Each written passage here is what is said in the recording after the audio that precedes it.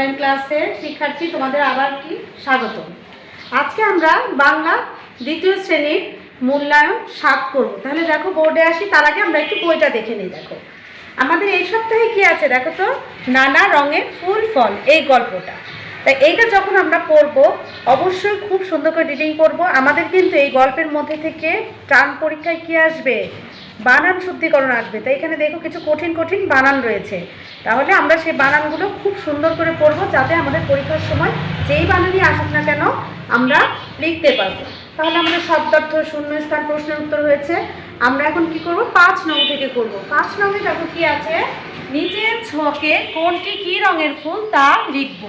তাই এরকম তোমাদের প্রশ্ন থাকবে পরীক্ষার সময়, এবং এই বক্সগুলো ফাঁকা থাকবে, শুধু উপরে সাদা, লাল, হলুদ, গোলাপি এই কথাগুলো লেখা থাকবে, আর এই পুরো বক্সটা ফাঁকা থাকবে।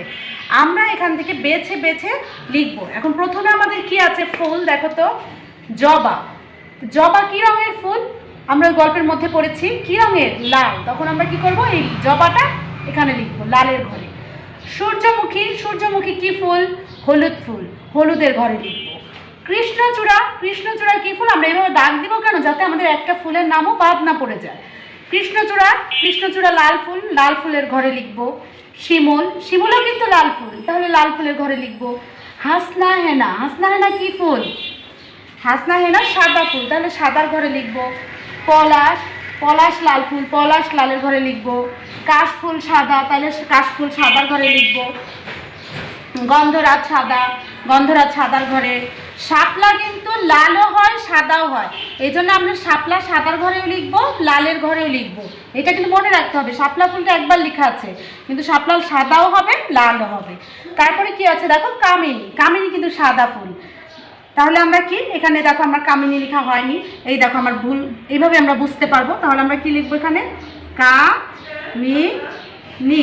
তাহলে কামিনী কি ফুল? কামিনী অবশ্যই সাদা ফুল। দোলন চাপা, দোলন চাপা কি ফুল? সাদা ফুল লিখব। শিউলি কি ফুল? সাদা ফুল, সাদা ফুলের ঘরে। টগর কি ফুল? টগরও সাদা। গাঁদা কি ফুল বলো তো? হলুদ। হ্যাঁ, এখন আমাদের একটা বক্স ফাঁকা রয়েছে, সেটা হলো গোলাপি ফুল। গোলাপি, এখানে কোনো ফুল নেই, এই জন্য আমরা কোনো কিছু লিখবো না।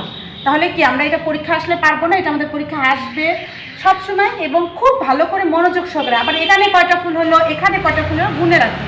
শাপলা শুধু 2 জায়গায় লিখতে হবে, সাদা এবং লালের ঘরে। তারপর দেখো 6 নম্বরে যাই, নিজের শব্দগুলো দিয়ে 3টি করে বাক্য লিখব।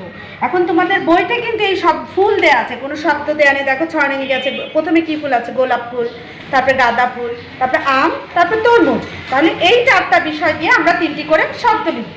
দেখো গোলাপ দিয়ে প্রথমে লিখে 1, গোলাপকে ফুলের রানী বলা হয়। 2, লাল সাদা গোলাপি, নানা রঙের প্রচুর গোলাপ ফোটে। 3, গোলাপের সুগন্ধ চমৎকার। তাহলে কি হলো, আমরা 3টি বাক্য পেয়ে গেলাম। এবং পরীক্ষার সময় যদি এই পাশেও গোলাপ কথাটা লেখা থাকে, তোমাদের মাঝখানেও কিন্তু লিখতে হবে।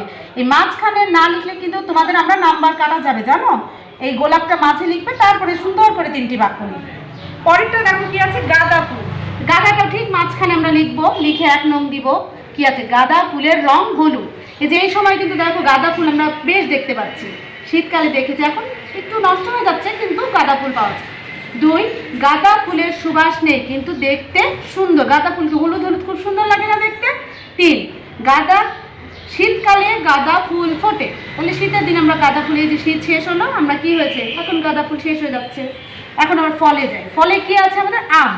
1, আম একটি মজাদার ফল। 2, আম খেতে ভারী মিষ্টি। 3, আমকে ফলের রাজা বলা হয়। তাহলে কি দেখেছো, আম কি ফলের রাজা, আম খুব মজা। তারপরে কি আছে, তরমুজ। 1, তরমুজ একটি রসালো ফল। কি তরমুজ খাওয়ার সময় কি আমরা পানি পানি অনেক রস বের হয় না? 2, তরমুজের ভেতরটা খুব লাল। 3, তরমুজ খেতে ভারী মিষ্টি। তাহলে হয়ে গেল। এইভাবে আমরা বাক্যগুলো, এবং প্রত্যেকটি শব্দ মাঝখানে লিখে নিতে হবে এবং 3টি লিখতে হবে। দেখো 3 নম্বরে ছিল যুক্ত বর্ণ ভেঙে 2টি করে শব্দ গঠন করা। আমাদের প্রথম দেখো কি শব্দ ছিল, কৃষ্ণচূড়া।